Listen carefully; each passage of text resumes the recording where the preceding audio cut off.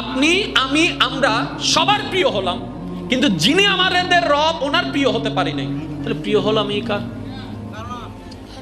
কেউ আমাদেরকে পছন্দ করে না, কিন্তু রব বলে আমি তোকে পছন্দ করি। আপনি অপ্রিয় হলেন কার? অপ্রিয় হলেন কার? আপনি সবার প্রিয়, কিন্তু রবের প্রিয় হতে পারেন নাই, এই প্রিয়র দাম নাই। আপনি সবার অপ্রিয়, রব আপনাকে ভালোবাসে, এটাই আপনার সবচেয়ে বড় পাওয়া। এই রবকে খুশি করা আমি কি বলেছি সবচাইতে সহজ। সহজের মধ্যে কেমন সহজ দেখেন, আমি বলি, আপনি রাস্তার ওই পাল দিয়ে আসতেছেন, আপনি ওদিক থেকে আসছেন, এই কর্নারটাতে একজন ছেলে যাচ্ছে, আপনি জানেন যে এতিম, যে কিংবা আপনার ঘরে কেউ আসছে যে এতিম, আপনি শুধু বেশি না কি করলেন জানেন? আপনার ব্যস্ত সময় থেকে 3টা অথবা 5টা সেকেন্ড ব্যয় করে তার সামনে দাঁড়ালেন, তাকে একটা সালাম দিলেন। কারণ নবী শিখাচ্ছেন ছোট বড় সে সবাইকে সালাম দাও। আপনি সালাম দিলেন, আসলে আপনি সালাম দিলেন না, তাকে সালাম দেওয়াটা শিখাই দিলেন। আপনি তাকে সালাম দিলেন, দেওয়ার পরে একটু কথা বলে হাসি মুখে শুধু মাথায় একটু হাতটা বুলাই দিলেন, আর মনে মনে নিয়ত করলেন, আল্লাহ তুমি বলেছো এতিমদেরকে ভালোবাসতে, আমি তোমার ভালোবাসা পাওয়ার জন্য কাজটা করার চেষ্টা করছি মওলা, তোমাকে রাজি করার জন্য। এই 5 সেকেন্ডের কাজ কাল হাসরের ময়দানে হতো একটা বিশাল সওয়াবের পাহাড় হয়ে দাঁড়ায় যাবে। কারো জায়গা জমি যদি আমার দখলে থাকে দিয়ে দিব, কেউ যদি টাকা পায় দিয়ে দিব, কাউকে যদি জবান দিয়ে কষ্ট দিয়ে থাকি, কথা দিয়ে কষ্ট দিয়ে থাকি, হাত জোর করে ক্ষমা চেয়ে নিব। কাউকে যদি লাথি দিয়ে থাকি জড়াই ধরে মাপটা চেয়ে নিব। কাউকে যদি অপমান করে থাকি তার সামনে গিয়ে নিজেকে লজ্জিত করে ক্ষমা চেয়ে নিব। মনে রাখবেন গুনাহ 2 ধরনের, একটা হচ্ছে বান্দা করে ডাইরেক্ট আল্লাহর সাথে, আর একটা গুনাহ আছে এমন যেটা বান্দা করে বান্দাকে কষ্ট দিয়ে আল্লাহকে নারাজ করে। মনে রাখবেন যেটাতে বান্দা এবং আল্লাহর সম্পর্ক ওইটাতে মাপ পাওয়া 100% সহজ, আর যেটাতে আল্লাহ এবং বান্দার মাঝখানে আরেকজন বান্দা থাকে এটাতে মাপ পাওয়া সবচেয়ে বড় কঠিন। তাই আমি সকলের কাছে অনুরোধ রাখবো, আমরা সবাই কে কি পরিচয় সব ভুলে যাই। আমরা আজকে থেকে শুধু অপরজনের দিকে তাকালে একটাই পরিচয় রাখবো, এটা আমার আল্লাহর বান্দা, এটা আমার আল্লাহর বান্দি, এটা আমার নবীর উম্মত, এটা আমার নবীর উম্মত। আর কোনো পরিচয় জানতে চাই না, আমি সবার উপকার করব আমার রবকে খুশি করার জন্য। আপনি মানুষটা হবেন এলাকার নিয়ামত। সুবহানাল্লাহ বলবেন না? এবার আসেন, আমাদের বাপ দাদা আছে না, ওনাদের কথা শুনলে কি আমাদের সুবহানাল্লাহ আসে? বলেন না ভাই? সুবহানাল্লাহ কিন্তু আসলে জোর করে আনা যায় না, এটা মন থেকে ভালোবাসার কারণে আসতে হয়। জোরে বলেন ঠিক কিনা? আমাদের নিজের রক্তের মা বাপ দাদা ওনাদের কথা বললে আমাদের সুবহানাল্লাহ, কিন্তু বড় মজার বিষয় দেখেন, আল্লাহ রসুলের সাহাবাদের কথা আসলেই সুবহানাল্লাহ চলে আসে। তাবিন, তবে তাবিনের কথা আসলেই সুবহানাল্লাহ চলে আসে। সালিহীন আল্লাহর প্রিয় বান্দাদের জীবন সামনে আসলে সুবহানাল্লাহ চলে আসে। কিন্তু আমাদের জীবন তো এখনো সুবহানাল্লাহ আসার মতো হয়নি। তার মানে আমাদেরকে ওনাদের চরিত্রের অংশটুকু ফলো করতে হবে। তার মধ্যে আমি আপনাদেরকে একটা কথা বলি যেটা আমরা আমাদের সাথে যেন মিলাতে পারি। আল্লাহর একজন প্রিয় বান্দা, সালেহ বান্দা, জগৎ বিখ্যাত হযরত বাইজিদ বুস্তামি রাহমাতুল্লাহ আলাইহি, যে রাস্তা দিয়ে হেঁটে যেতেন ভিন্ন ধর্মের 2 জন লোক সবসময় ওনাকে টিটকারি মারতেন। আছে না এরকম কিছু, মানে গায়ে পড়ে ঝগড়া করা যেটাকে বলে, টিটকারি মারতেন। আল্লাহর প্রিয় বান্দা, সালেহ বান্দা, সত্যিকার ইসলামের শিক্ষায় শিক্ষিত হলে কেমন হয় দেখেন, ওনাদের সামনে দিয়ে যখন যেতেন শুধু মুস্কে একটা হাসি দিতেন, কোনো রিয়েক্ট করতেন না, গালির পরিবর্তে গালি নয়, শুধু একটা মুস্কে হাসি দিতেন, চলে যেতেন। অর্থাৎ ওই 2 জন নেই। দোকানদারকে জিজ্ঞেস করলেন, ভাইয়া ওনারা কোথায়? বলে যে 2 জন এমন বন্ধু, একজনকে ছাড়া একজন চলতে পারে না।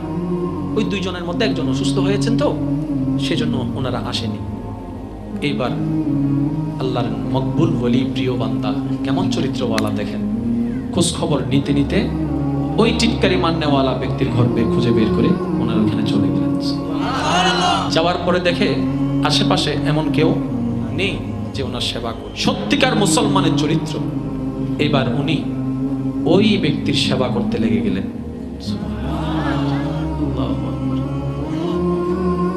মন বলে, বিবেক বলে, ভিতরের সেই নফস বলে কার সেবা করছো? তোমাকে না টিটকারি মারছে, সুযোগ আছে মারো, সুযোগ আছে মারো। ওনাদের কলবটা নফসের উপর বেশি শক্তিশালী হওয়ার কারণে নফসটাকে পরাজিত করে রবের খুশির কাজটাই করতে পেরেছে। মন বলছে মারো, কলব বলে মারিও না, তোমার রবের বান্দা তো, তোমার রবের বান্দা তো। মন বলে এখনই সুযোগ, প্রতিশোধ নাও। মন বলে তোমার আল্লাহ তো ক্ষমাশীল, ক্ষমাকারীকে ভালোবাসে, তুমিও মাফ করে দাও, তুমিও মাফ করে দাও।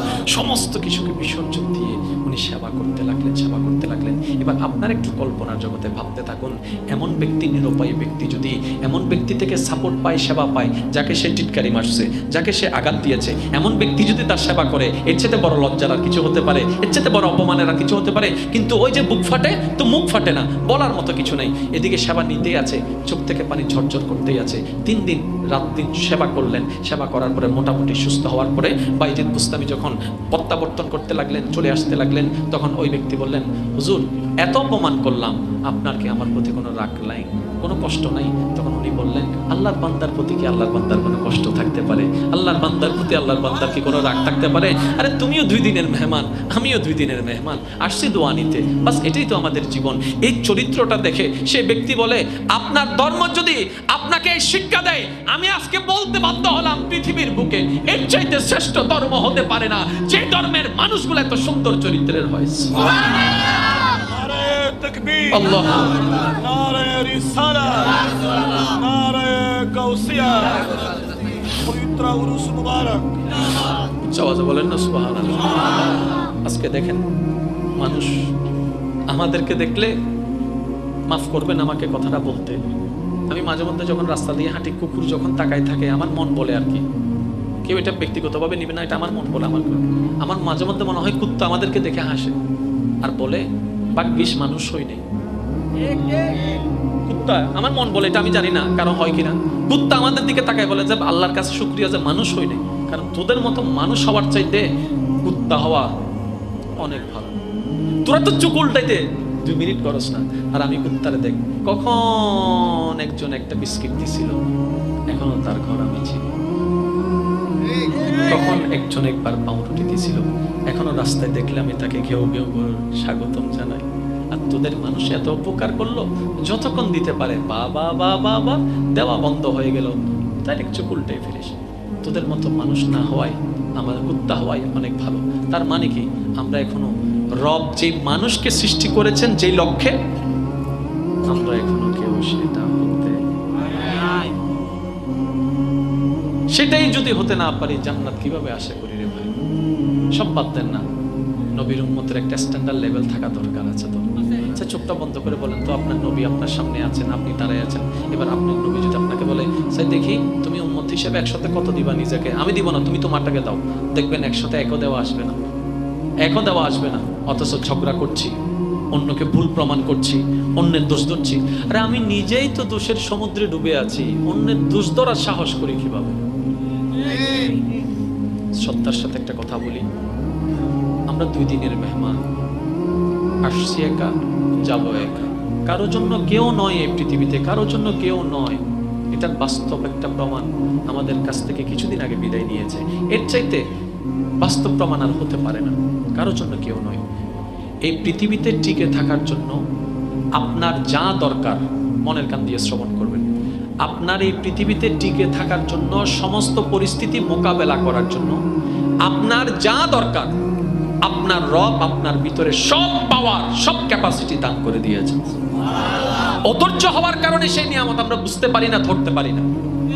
আরে একটা সময় যে ছেলেটা 5 মিনিট রোদে দাঁড়ালে মাথা ঘুরে পড়ে যেত, দাঁড়াতে পারতো না, আজকে এরকম হাজার ছেলে দেখেন আমার প্রবাসের মধ্যে ভাইরা দিন রাত কষ্ট করে করে 10 তলা বিল্ডিং এর মধ্যে কাজ করে যাচ্ছে, ঘন্টার পর ঘন্টা, ঘন্টার পর ঘন্টা। কিরে ভাই তুমি পারলা কিভাবে? বলে যে সয়ে গেছে। বাস আমরা এতটুকুই বলি। নয়, ওই সবার ক্ষমতাটা আল্লাহ আগে থেকে দিয়েই পাঠিয়ে দিয়েছেন। সুবহানাল্লাহ। প্রকাশিত হয়েছে পরে। তাই আমি বলি, আপনার জন্য আপনি একাই যথেষ্ট। আপনার রব আছে বান্দা হিসেবে আপনার জন্য, উম্মত হিসেবে আপনার নবী আছে আপনার জন্য। আর কাউকে দরকার নাই, আর কাউকে দরকার নাই। সম্পর্ক ওই জায়গায় করেন যে সম্পর্কগুলো কবরও কাজে আসবে, হাসরও কাজে আসবে, জান্নাতও আপনাকে নিয়ে যাবে। সুবহানাল্লাহ। কিসের এই মায়া, কিসের এই মমতা? ভালোবাসার জন্য জান দিয়ে দিতে পারছি। যদি আজরাইল এসে বলে ঠিক আছে তোকে নিব না তোকে নিব, তখন বলবো যে ওনারে নেন, আমি না কিছুদিন থাকি। এই ভালোবাসার দরকার। হ্যাঁ, দুনিয়াতে চলার জন্য যতটুকু মায়ার দরকার মায়া দিবেন, ভালোবাসা দেবেন, ভালোবাসা দিবেন। ভরসা করব শুধুমাত্র আল্লাহ। আর একটু জোরে বলতে হবে, আমি সবার উদ্দেশ্য বলছি, ভরসা করব শুধু কারো উপরে নয়, সন্তানের উপরও নয়, স্ত্রীর উপরও নয়, স্বামীর উপরও নয়। এটা দুনিয়াতে চলার জন্য যতটুকু দরকার এতটুকু মনে রাখবেন। বিশ্বাস করাটা মনুষ্যত্বের অলংকার, হয় না? আর একটু জোরে বলেন, বিশ্বাস করাটা মনুষ্যত্বের অলংকার। কখনো যদি দেখেন আপনি কাউকে বিশ্বাস করে ঠকেছেন, আল্লাহর ওয়াস্তে মন খারাপ করবেন না, মন ছোট করবেন না। আপনি কেন মন ছোট করছেন? আপনি তো মনুষ্যত্বের দায়িত্ব পালন করেছেন। যে সেই বিশ্বাসের দাম দিতে জানেনি, মর্যাদা দিতে জানেনি, ব্যর্থতা তার, মনুষ্যত্বের গুণ তার নাই, আপনার মধ্যে আছে বলেই আপনি বিশ্বাস করেছেন। আপনি কেন কান্না করবেন? কান্না করলে তো সে এনা করবে যে বিশ্বাসের মতো দামি সম্পদের দামটাই দিতে জানেনি। সমস্ত শর্ত পূরণ হওয়ার পর তারপর আপনার অন্তর ঘামে, তারপর পকেট থেকে টাকা বের হয়। এর আগে কিন্তু টাকা বের হয় না। জান্নাতে থাকলে তাদেরকে আমি বলছি না, আমার মতো যারা গুনাহগার আছেন তাদের উদ্দেশ্যে আমার একটাই কথা, আমরা যেন এই সময়টুকু মাওলার দয়া পাওয়ার নিয়তে বসতে পারি। রব্বে করিম আমাদের সবাইকে সে তৌফিক দান করুক। যত কবরবাসী কবরের আযাবে কষ্ট পাচ্ছে, আমরা সবাই রবের বান্দা, এই কথায় কারো কোনো দ্বিমত নাই। এইটা যেই পরিমাণ সত্য, আমরা রবের বান্দা হয়ে রবকে খুশি করার মতো কাজ করতে পারি নাই এই জীবনে, এটাও সত্য। যেই পরিমাণ আমাদের আমল নামায় রিজিক দাতার রিজিক খেয়ে রিজিক দাতাকে সন্তুষ্টি করার দরকার ছিল, যেই পরিমাণ পার্সেন্টেজ, ওই পরিমাণ পার্সেন্টেজ আমাদের কারো আমল নামায় না। এটা আপনারা বললে একটু সুন্দর হবে। আমার আওয়াজ কি শেষ পর্যন্ত শুনতে পাচ্ছেন? একটু হাত তুলে দেখান, শুনতে পাচ্ছেন তো? মাশাআল্লাহ। কারণ বোনদের ইজ্জত রক্ষা করার দায়িত্ব ভাইদের, আর প্রত্যেকটা মুসলমান বোন প্রত্যেকটা মুসলমানের ভাইয়ের বোন, ঠিক না বলে? অদুন হবুদু জরিলে ডাই বিয়ে করছে ভাবে গুজরা হদুন নাই আজানা নাই হনা বাজে আহদে বাজে বিয়ে করলে বউ বুদে এর আগে বই বিয়ে করার আগ পর্যন্ত কি জোরা হন নাকি? আর নিজের বোনের বিয়ে করার নজর দেখ, ইমানি বোনের বিয়ে করন যায় হন আবার নজায় বলেন। ইমানি বোনের কি গরম যায়? বিয়ে করান যায়। নিজের বোনের বিয়ে করন যাইবে, তোমার নিজের বোন হইত দিন ইমানি বোন, আর ইমানি বোনের দায়িত্ব বায়ুল্লাই নিজের বোনের জন্য বহুত বেশি। ইসলামিয়ান শিখাতে, ইসলাম কি শিখায় জানেন? রক্তের জন্য যতটুকু করবা, ইমানি সম্পর্কের জন্য তার চাইতে বেশি করো। কারণ রক্তের সম্পর্ক স্বার্থের আঘাতের কারণে যে কোনো সময় চোখ উল্টাই দিতে পারে, কিন্তু আত্মার সম্পর্ক, ইমানের সম্পর্ক, যখন পৃথিবীর সমস্ত আত্মার সম্পর্ক, রক্তের সম্পর্ক তোমার সাথে সম্পর্ক ছিন্ন করবে, আত্মার সম্পর্ক, ইমানের সম্পর্ক তোমার সাথে জড়িত হয়ে থাকবে। সেজন্য আপনারা একটু বোঝার চেষ্টা করবেন, যে পরিমাণ আল্লাহ আমাদেরকে দয়া করেছেন, করছেন, সেই পরিমাণ আল্লাহর খুশির জন্য আমরা আজ পর্যন্ত কেউ কিচ্ছু করতে পারি। আমি পারি নাই, আমার মতো যারা পারেন না তারা একটু বলেন আমরা পারি। যেই পরিমাণ রবকে খুশি করে চলার চেষ্টা করা দরকার ছিল, সেই পরিমাণ শক্তি হওয়ার জন্য খাবারের দরকার। খাবারটা রিজিকের একটা অংশ, আর সেই রিজিকটা রাজ্জাক ব্যবস্থা করে দিচ্ছেন প্রতি মুহূর্তে। তাহলে রাজ্জাকের দেওয়া রিজিক নিয়ে খাওয়ার মাধ্যমে শরীরে রক্ত বানালাম, ক্যালসিয়াম বানালাম, শক্তি বানালাম, প্রোটিন বানালাম, যা যা দরকার গুড হেলথের জন্য সবকিছু রবের দেওয়া নিয়ামত থেকে খেয়ে আবার সেই শক্তি সঞ্চারণ করে, শক্তি অর্জন করে রবের বিপক্ষের কাজগুলাই আমরা বেশি করে থাকি। রব যেটা হ্যাঁ বলে সেটাই আমরা না শব্দ দিয়ে বাস্তবায়ন করি। রব যেটাকে না বলেছে কেমন জানি সেটার মধ্যে আমাদের ইন্টারেস্ট জিনিসটা বেশি, আকর্ষণ জিনিসটা বেশি। টোটাল হিসাবটা দাঁড়ালে দেখা যায় আমাদের জীবন দাতা আল্লাহ, হায়াত দাতা আল্লাহ, সময় দাতা আল্লাহ, জমিন দাতা আল্লাহ, থাকার ঘর আল্লাহ দিয়েছেন, থাকার জমিন আল্লাহ দিয়েছেন, নিঃশ্বাসের জন্য অক্সিজেন আল্লাহ দিয়েছেন, খাবারের জন্য রিজিক আল্লাহ দিয়েছেন, দেহের শক্তি আল্লাহ দিয়েছেন, দেখার চোখ আল্লাহ দিয়েছেন, ধরার হাত আল্লাহ দিয়েছেন, চলার পা আল্লাহ দিয়েছেন। সব কাঠামো আল্লাহর দেওয়া দান, কিন্তু আল্লাহর জন্য ব্যবহার না করে আমরা আল্লাহর বিপক্ষে কাজটা বেশি করে সওয়াবের চাইতে গুনাহ অর্জন বেশি করেছি। টোটাল হিসাবটা যদি একটু টান দিয়ে দেখি, চোখটা বন্ধ করে তর্ক বিতর্ককে এক সাইডে রেখে আমরা সবাই এক একজন বড় সাজাপ্রাপ্ত আসামি, বড় সাজাপ্রাপ্ত আসামি, এক একজন বড় মারাত্মক সাজাপ্রাপ্ত আসামি হয়ে আছি। এবার সেই বুঝটা যদি আমাদের বুঝে আসে, ভুলটা যদি চোখে পড়ে, মনটা যদি একবার ঘেমে যায়, অন্তরটা যদি একটু অনুশোচনার চাদরের মধ্যে ঢেকে যায়, মনটা যদি একবার ঘেমে যায়, বিবেক যদি একবার জাগ্রত হয়, বিবেক যদি একবার জাগ্রত হয়, এবার অনুশোচনার মন নিয়ে বান্দা যখন বলে মওলা তোমার জমিনে থেকে তোমার দেওয়া হায়াত দিয়ে তোমার বিরুদ্ধচারণ করে শয়তানকে খুশি করে হাজার গুনাহ করেছি মওলা, এত অপরাধ করেছি হয়তো পাহাড়টা সেই গুনার সামনে ছোট্ট হয়ে যাবে, এত গুনাহ করেছি মওলা সাগরটাও যেন এইটার সামনে অনেক ছোট্ট দেখা যাবে মওলা, আমি তো নিরুপায়। রব্বে করিম বলে বান্দারে তুই গুনাহ করলো তো আমার বান্দা, তুই পাপ করলো তো আমার বান্দা, তুই অপরাধ করলো তো আমার বান্দা, লা তাকনাতু মির রাহমাতিল্লাহ। বান্দারে মাফ থেকে নিরাশ হতে পারবি, আমি আল্লাহর রহমত থেকে তোকে নিরাশ হতে দিব না। এটা আমাদের রহমান, এটা আমাদের আল্লাহ। আমি প্রায় সময় একটা কথা বলি, আমরা আল্লাহকে নামে চিনেছি, বোঝার চেষ্টা কখনো করি। আমাকে একটু আওয়াজ দিয়ে সহযোগিতা করতে হবে যদি আপনাদের কষ্ট না হয়। পারবেন?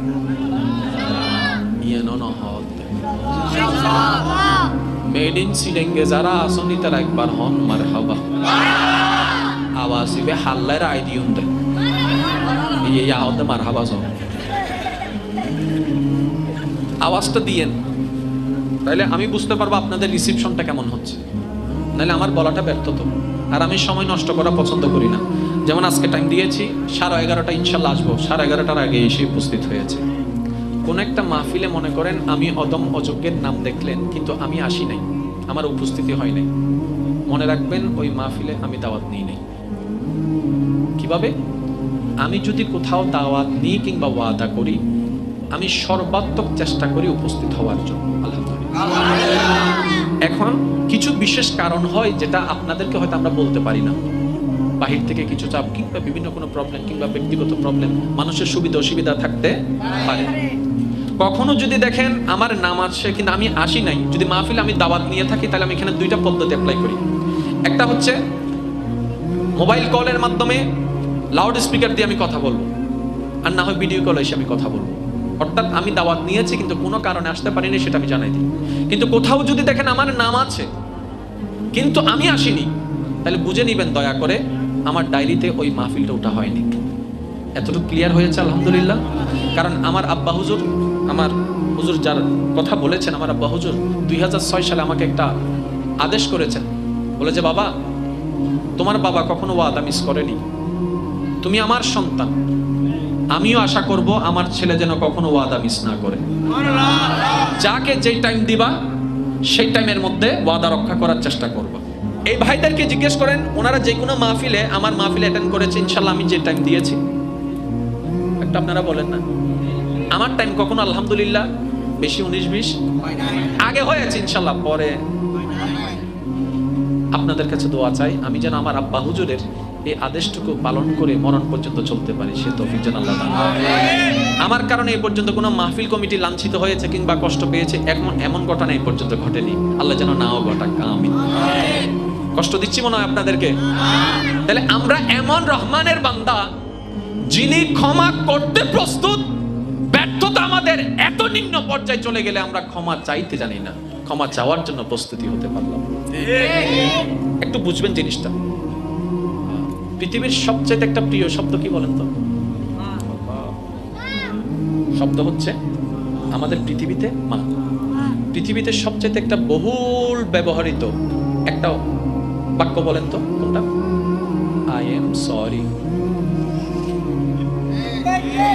সবচাইতে বেশি ব্যবহার হয় কোনটা?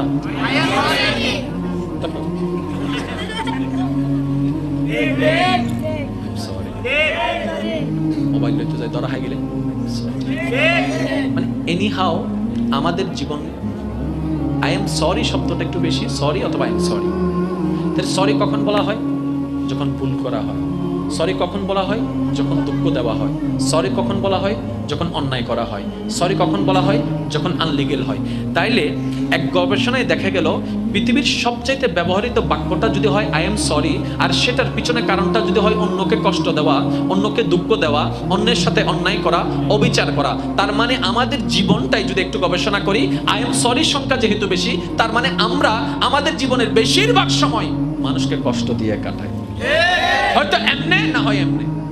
কারো জন্য কান্না করার দরকার? কান্না হবে শুধু কার জন্য? আর একটু জোরে বলেন না কার জন্য? আর একটু জোরে বলেন কার জন্য? দুনিয়ার জন্য কানলে মন শক্ত হয়।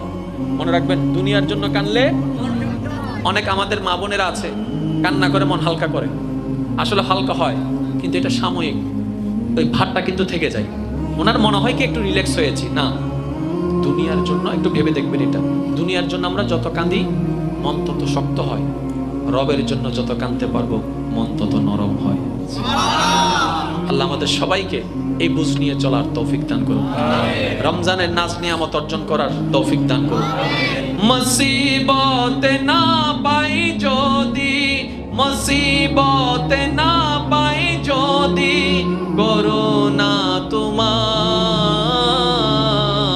কবরে হাসরে কি হবে আমার, কবরে হাসরে কি হবে আমার। উচ্চ আওয়াজে একবার বলেন আলহামদুলিল্লাহ। শেষ কথায় আমি বিদায় নিচ্ছি। এখানে যারা আছেন এক একজনের অন্তরে আল্লাহর এক এক প্রিয় বান্দার স্থান বেশি আছে, সবারটা কিন্তু এক না। আমি আবার বলছি, একটু বুঝে নেন। আল্লাহর প্রিয় বান্দার ভিতরে কোন প্রিয় বান্দার প্রতি আপনার মনটা বেশি ঘামে, আপনার কার প্রতি বেশি ভালোবাসায় কাজ করে, ওনার জীবনীটা একটু পড়ে দেখবেন। বাস আপনার জীবনীটাকে ওনার জীবনের মতো বানায় ফেলেন। উনি অভাব অবস্থায় কি করেছেন ওইখান থেকে শিখে আপনার জীবনে বেস্ট করেন।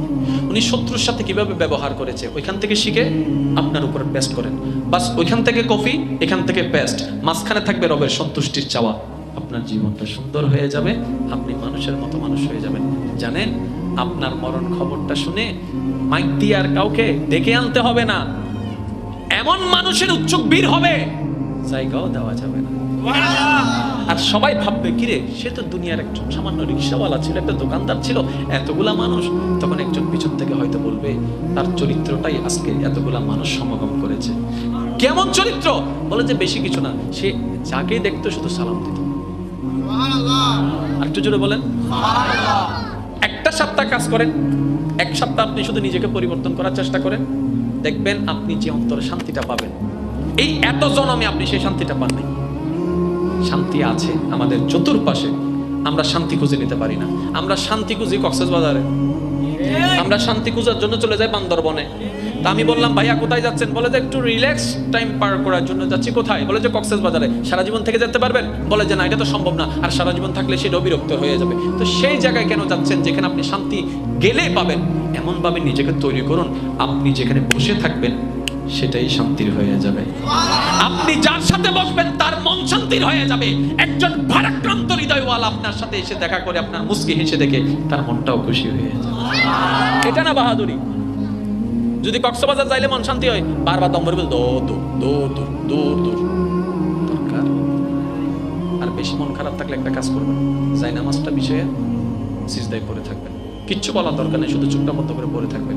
দেখবেন যত সেকেন্ডের কাটার সামনে যাবে মন তত প্রশান্তি হতেই থাকবে। আর তখনই আপনি বুঝতে পারবেন আসলে আপনার মনের শান্তিটা কোন জায়গায় ছিল, এতদিন কোথায় খুঁজেছেন। হ্যাঁ, পৃথিবীর যার সাথে লিগেল সম্পর্ক, আমরা লিগেল সম্পর্ক বজায় রাখবো, অটুট সম্পর্ক বান্দা হিসেবে রবের সাথে রাখবো, উম্মত হিসেবে নবীর সাথে রাখবো।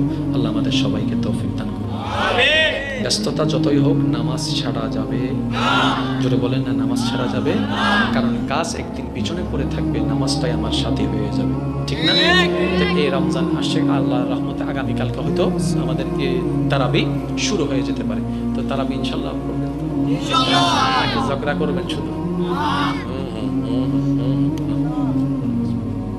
তর্ক অনেক হয়েছে, এবার নিজেকে একটু আলোকিত করার চেষ্টা করি, চলুন পারা যাবে ইনশাল্লাহ।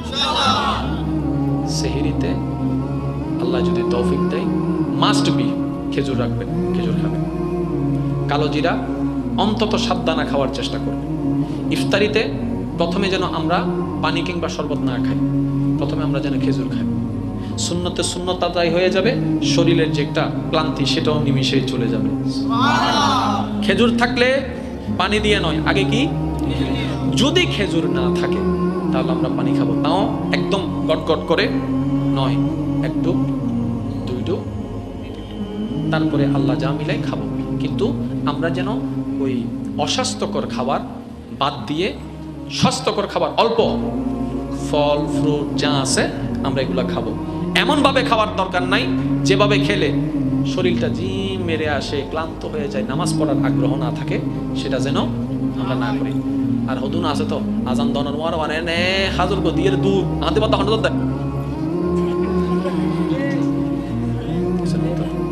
আছে না নাই হনা ইবে আর কিছু চাই জন্য এনে শুধু হনর আজান নুই নিদে না এনে কাজ দূর হাতে বুক ন লাগে, হাতে লাগি তো হাতে খাওয়া না ভাই, হাতে ইয়ে না বুক ন লাগে, অন্য কিছুর বুক লাগি দে।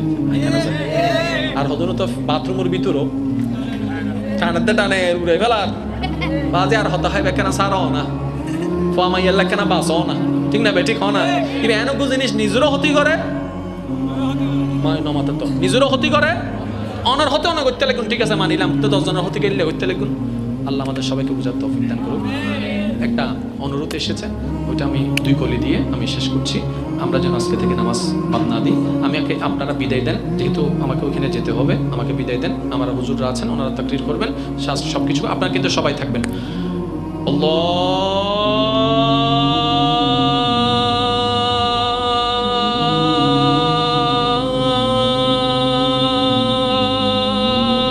আল্লাহু আকবার, আল্লাহু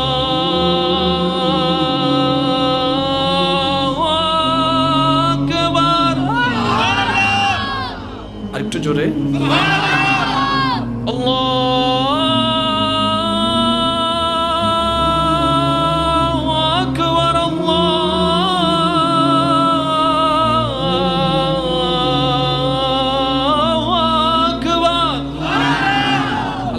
সবাইকে আজানটা কানে নয় মনে ধারণ করার তৌফিক দান করুন। নামাজের একামত কান দিয়ে নয় মন দিয়ে ধারণ করার তৌফিক দান করুন। রুকু সিজদা তারাবি রোজা প্রত্যেকটা কিছু সওয়াবের পাশাপাশি নূর বানিয়ে কলবে স্থান দেওয়ার আল্লাহ আমাদের সবাইকে তৌফিক দান। সব শেষের একটা কথা, আল্লাহ আমাদের সবাইকে মানুষ বানার তৌফিক দান, মানুষ বানার তৌফিক দান করুন। আমিন। ওয়া আখিরু দাওয়ানা আলহামদুলিল্লাহি রাব্বিল আলামিন। আসসালামু আলাইকুম। আপনারা সবাই সুশৃঙ্খলভাবে থাকুন। রমজানের একটা শর্ত, খাওয়া যাবে না, পানি পান করা যাবে না। আচ্ছা, আমরা না খেলে আল্লাহ লাভ কি? ভালো, আমরা পানি না খেলে আল্লাহ লাভ কি? আল্লাহ তো কোনো লাভ নাই। কিন্তু আল্লাহ আমাদেরকে দিয়ে উপবাস থাকার প্র্যাকটিসটা কেন করাচ্ছে? একটা জিনিস বারবার উচ্চারণ করে হয়তো আমরা শুনি, মনোযোগ দিই। Religion is the food of life. মানব জীবনের 24টা ঘন্টা কিভাবে প্রত্যেকটি কাজ করলে দুনিয়ার জন্য ভালো, আপন রবের কাছেও খুশি হওয়া যায়, আপন রবকেও খুশি করা যায়, নেকিও পাওয়া যায়, ওই পদ্ধতি যেটা শিখাই দেয় ওটার নাম হচ্ছে ধর্ম। অর্থাৎ অমানুষ থেকে কিভাবে মানুষ হবেন আপনাকে যে সাজেশনটাই শিখাই দিবে এটার নাম ধর্ম।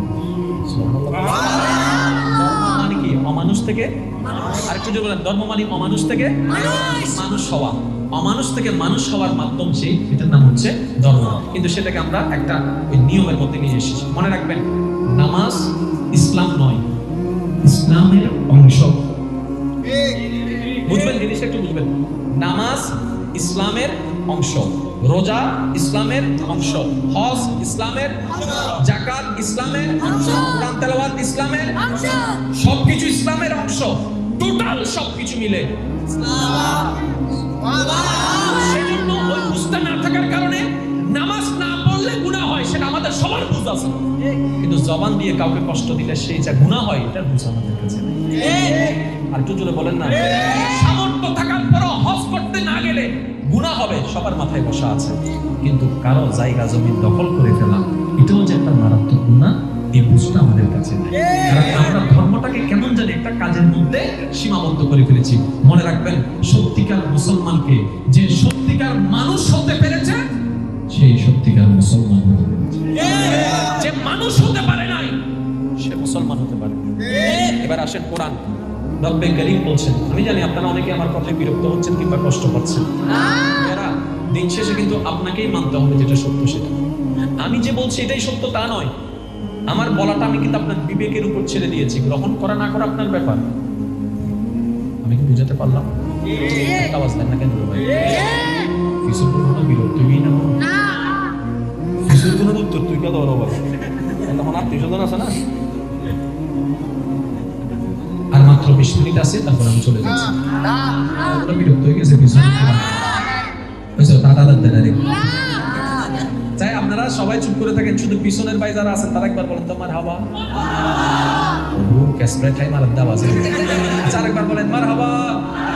এবার আপনারা চুপ থাকেন, সামনের ভাইরা বলেন একবার বলেন মারহাবা। সবাই মিলে একবার বলেন মারহাবা। আমাদের সবাইকে কবুল করুক। সঠিক করার চাইতে ভুলগুলোকে সঠিক করাই উত্তম। স্বামী স্ত্রী আছে না নাই? শুনলে একটু মাইন্ড করেন না একটু, হ্যাঁ কিছু বাস্তব আছে, শুনতে একটু অড লাগে কিন্তু এটাই বাস্তব। পৃথিবীতে সবচাইতে দামি সম্পর্কের নাম হচ্ছে স্বামী স্ত্রী। এখন অনেকে বলবেন আম্মা হন্ডেগি, আমি বললাম ভাই আপনি মনে হয় একটু বুঝেন। পৃথিবীতে যতগুলা সম্পর্ক আছে একটু খেয়াল করবেন, একটা সম্পর্ক হচ্ছে ভাই ভাই, ভাই বোন, বন্ধু, জোরে বলেন, ব্যবসায়ী, চাকরিজীবী, এক একটা সম্পর্ক আছে না, যেমন ক্রেতা বিক্রেতা, বস কর্মী আছে না, ইমাম মুক্তাদি। পৃথিবীতে যতগুলো সম্পর্ক আছে সর্বপ্রথম সম্পর্কের নাম হচ্ছে স্বামী স্ত্রী। বুঝলাম না, আমি বললাম সম্পর্কটা শুরু হয়েছে কাদের মাধ্যমে? মানুষের মাধ্যমে। পৃথিবীতে সর্বপ্রথম আসা মানুষটাকে বলে যে বাবা আদম, ওনার সাথে কি এসেছেন মা হাওয়া। তো স্বামী এবং আদম এবং হাওয়ার মাঝখানে সম্পর্কটা কি ছিল? মা ছেলে নাকি স্বামী স্ত্রী? স্বামী স্ত্রী দিয়েই সম্পর্ক শুরু। আপনি বুঝতে পারছেন এই স্বামী স্ত্রী শব্দটা কত দামি শব্দ, কিন্তু না বুঝার কারণে আজকে দেখেন আদালতের মধ্যে তালাকের পর তালাক, ডিভোর্সের পর স্বামী জানি না স্ত্রী কাকে বলে, স্ত্রী জানে না স্বামী কাকে বলে। এতটুকু জেনেছি তিনটা কবুল বললে, কাবিন নামার একটা ধারা থাকলে, তারপরে কোনো একটা খাওয়া দাওয়া করলে স্বামী স্ত্রী হয়ে যায়। আমি বলি লাল কাপড় পরলে স্ত্রী হওয়া যায় না, মাথায় কিন্তু জামায় পাগড়ি দিলে স্বামী হওয়া যায় না। আরে স্বামী তো সে আদম, মাথায় পাগড়ি দেয় নাই, স্বামীর দায়িত্ব পালন করেছে। মা হওয়া হয়তো লাল শাড়ি পরে নাই, স্ত্রীর দায়িত্ব পালন করেছে।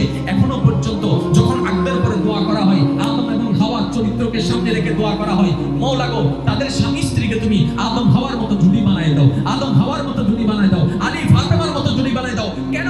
ওনারা কাপড় দিয়ে স্বামী স্ত্রী হয় নাই, মন দিয়ে আল্লাহর দেওয়া দায়িত্বকে পালন করতে করতে স্বামী স্বামী হয়ে গেছে, স্ত্রী স্ত্রী হয়ে গেছে।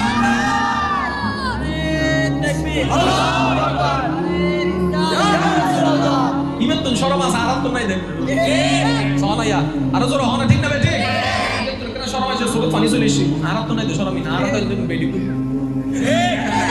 আপনি বলতা কি সব হদ না দেওয়ালি কো সাইড দিতে তুমি না নাও সস জুইয়া অন্যর ঘরে সাইডা লাগবে নি, তোমার বউ না আটা দেখে অন্য জনের দেখে স্যার ইয়া স্যার তো তোমার হাসা খবর আইছি দেখি ওই তোর হবু ববুর অন্য জন স্যার কি বলি দি যখন দূরি জন করি তার কলাসা দড়ি হতে আর বউর গিলে সতে হবু বউর গিলে সতে দিদা হতে I am sorry and sorry এসিনা জোরমান and sorry এসিনা ইয়া এন্ডে জাদনি হারবো উইতের বউ অনর বউ হন্ডে ইদের এলাকা অনে অন্যর বউরে ইজ্জত রক্ষা করন, আল্লাহ অনর বউর ইজ্জত রক্ষা করি। অনে ইজ্জত সম্মান রক্ষা করো, আল্লাহ নবীর ইজ্জত সম্মান রক্ষা করো। ওদুরে ফেম করে না বাংলা এই অমদিন দাহাই এই মারা বেশি করে করি ওয়াও না কে মারা বেশি করে করি আমি বলতে উগ্র করে কি হবো দোষ তো করো তাহাতে তার হাতে ভাইয়ে বুদ্ধি দিলে হতা কেউ না হয় আমাদের নিজের টাকা পুরান মাইক তো চালিয়ে করিস আদি তো বুঝছিলাম আমাদের কে ও বুঝছস অত ইয়া এনে লিস্টি দাস টাকা করব আর লিস্টি দিলে বনর হবো টোটাল হবো মাতন বিশ্ব হনাবো বিশ্ব ফিল্ম করা শেষ এবার ইতে চিন্তা করতে কি হতো না বিয়ে পর্যন্ত ফেরেশ সব গজ্জিতে পুজো রানি বিয়ে করিব দেখি ফেরেশ এবার 200 সাইয়ের উপর বিয়ে করছি 3 মাস বাদও না দে ইতের বউয়ে বেশি না 2200 তোমার দেখা হবো হবো এটা হতে কি রে আয় হবো এটা তো আপন বুঝলি কি রে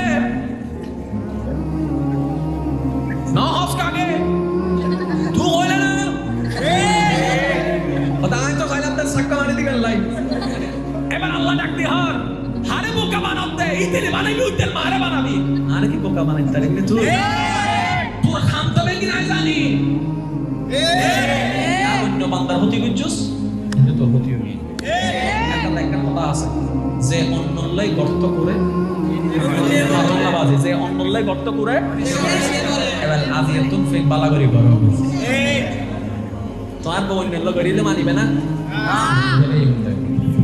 এসে মাতলা বাজে আমার যুবতী ভাই বোনদেরকে বলবো বিবাহ জীবনের একটা চরম সিদ্ধান্ত মারাত্মক সিদ্ধান্ত আবেগ দিয়ে এই সিদ্ধান্ত নেবেন না আপনি খুশি মনে রবের উপর ছেড়ে দেন দেখবেন আপনার কল্পনার চাইতো পারফেক্টলি ভাবে আপনার রব আপনার জীবন সঙ্গীর ব্যবস্থা করে দেবেন সুবহানাল্লাহ দেখেন না আমাদের দাদি নানিদের সংসার কিন্তু তেমন ভাঙে নাই নাতিদের সংসার যেভাবে ভাঙতেছে ওনারা আল্লাহর উপর ছেড়ে দিয়েছেন আল্লাহ সেভাবে ব্যবস্থা করে দিয়েছেন আমাদের দাদা নানারা একজনের সাথে 40-50 বছর 60 বছর কাটাই ফেলছে ডিভোর্সের প্রয়োজন হয় না আজকে 5-10 বছর যেতে পারে না ডিভোর্স প্রবলেমটা কোথায় আমরা রবের উপর সিদ্ধান্তের উপরে আমরা সন্তুষ্ট না থেকে নিজে প্ল্যানিং করি আর আপনারা তো জানেন আমাদের প্ল্যানিং কি মারাত্মক ভুল থাকে যার কারণে আমি অনুরোধ জানাবো আল্লাহর উপর ছেড়ে দেন ব্যবস্থা করে দিবেন কে শান্তির ব্যবস্থা করে দিবেন কে সুখে রাখার ব্যবস্থা করে দিবেন কে কোন আল্লাহ যিনি ইন্নাল্লাহা আলা কুল্লি শাইইন কাদির বলেন সুবহানাল্লাহ রমজানের একটা শর্ত খাওয়া যাবে না পানি পান করা জানা আচ্ছা আমরা না খেলে আল্লাহর লাভ কি ভাবেন আমরা পানি না খেলে আল্লাহর লাভ কি আল্লাহ তো কোনো লাভ নাই কিন্তু আল্লাহ আমাদেরকে দিয়ে উপবাস থাকার প্র্যাকটিসটা কেন করাচ্ছে শুনুন এই মানব দেহের ভিতরে কয়েকটা স্টেশন আছে তার মধ্যে একটা স্টেশনকে আমরা সবাই চিনি যেটার নাম কলব অন্তর আর সেই কলবটা হচ্ছে এমন একটি স্থান প্রত্যেকটা মানবের যেটার সাথে আপন রবের সাথে সরাসরি সম্পর্ক কানেকশন আছে এবার আপনারা আমরা জানি এই মানব দেহটাকে জাহান্নামে নেওয়ার জন্য শয়তান নিরলস পরিশ্রম করে যাচ্ছে তো শয়তান তো ডাইরেক্ট ঢুকতে পারে না রাজত্ব করতে পারে না শয়তান মানুষের ভিতরে রাজত্ব করে যে স্টেশনের মধ্যে ওই স্টেশনের নাম হচ্ছে নফস ওই স্টেশনের নাম কি নফস নামক স্টেশনের মধ্যে শয়তানের রাজত্ব তৈরি করে আমাদেরকে নিয়ন্ত্রণ করে যতই আমরা তার নিয়ন্ত্রণে চলে যাই ততই আমরা রবের রহমত থেকে দূরে সরে যাই যতই রবের রহমত থেকে দূরে সরে যাই ততই আমরা জাহান্নামের কাছে চলে যাই যতই জাহান্নামের কাছে চলে যাই ততই সমাজের কাছে আমরা বিষ হয়ে যাই পরিবারের কাছে আমরা বিষ হয়ে যাই এলাকার মানুষের কাছে আমরা একটা অভিশাপ হয়ে যাই অর্থাৎ আমরা দিন দিন অমানুষ হয়ে যাই তাহলে রবের প্রিয় হওয়ার জন্য আপনাকে মানুষ হতে হবে মানুষ হওয়ার জন্য আপনার নফসটাকে কন্ট্রোল করতে হবে মানুষ হওয়ার জন্য আপনার আমার নফসটাকে কন্ট্রোল করতে হবে ওই নফসটাকে কন্ট্রোল করার হাজারটা মাধ্যমের একটা মাধ্যমের নাম হচ্ছে কম খাওয়া ক্ষুধার্ত থাকা উপবাস থাকা তৃষ্ণার্ত থাকা তাই রব্বে কারীম আমাদেরকে ফরজ করে দেওয়ার মাধ্যমে রমজানের একটা নিয়ম করে দিয়েছেন ও আমার বান্দা 12টি মাসের মধ্যে একটি মাস তোমরা এত থেকে এত সময় পর্যন্ত খানা খেও না পানি পান করো না এটা করো না ওইটা করো না পাপ কাজ করো না কারণ যতই আমরা পাপ করি নফস